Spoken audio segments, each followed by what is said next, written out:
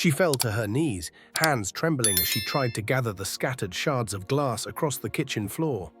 Her mind was elsewhere, weighed down with secrets she thought no one would ever uncover. Tears welled in her eyes, not from the broken glass, but from the burden she had carried for weeks. What she didn't know was that her husband was silently standing in the doorway, watching everything. He had returned home earlier than expected, moving through the house without a sound. What he saw shook him, the woman he had trusted with everything, crumbling before him. Fragile, guilty, a woman whose very ground seemed to give way beneath the weight of her lies. He wanted to step forward, to ask what was wrong, but he held back. He chose to watch, to let her actions tell the truth she would never confess.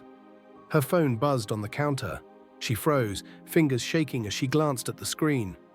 His eyes narrowed at the name flashing, a man he had never trusted. She typed a reply, whispering words of regret he could barely make out. That was the moment he knew. The betrayal wasn't a suspicion anymore. It was real. The pain cut through him like a blade, but he made no sound. He wanted her to reveal the truth on her own. Later she whispered to herself, "I can't keep lying. He'll find out." He had found out already. Instead of anger, he felt cold determination. If she thought she could play with his heart, she was about to learn how dangerous betrayal could be. That night, he said nothing. He kissed her forehead, acted normally, letting her believe she was still safe in her illusions. Over the next few days, he gathered proof, messages, calls, hotel receipts, each piece fueling a storm he kept hidden behind calm eyes. He smiled at her, spoke kindly, let her think he was blind, while his plan quietly took shape. On their wedding anniversary, he invited both families for dinner. She dressed beautifully, expecting love, unaware the night would expose her lies. When the table was full, he stood, cleared his throat, and said, "Tonight I want to share something special." Her smile faded the moment he held up his phone and began reading the messages aloud. The words she had exchanged with another man filled the room. Silence fell. Her face turned pale, and her knees gave way again. But this time, it was not the glass that brought her down.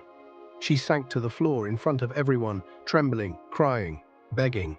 There was no pity in his eyes, only satisfaction. Her parents couldn't look at her. His family shook their heads in disgust. She had destroyed everything with her own hands. Calmly, he placed the divorce papers on the table. "You chose him over me," he said coldly. "Now live with that choice." She reached for him, sobbing, trying to explain, but he stepped back. For once, she was powerless. Her tricks, her charm, her tears, none could save her.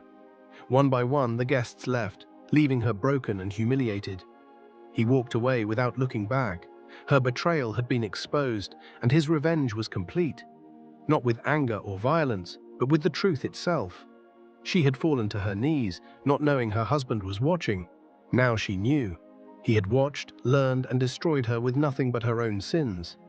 Sometimes the quietest revenge is the most devastating.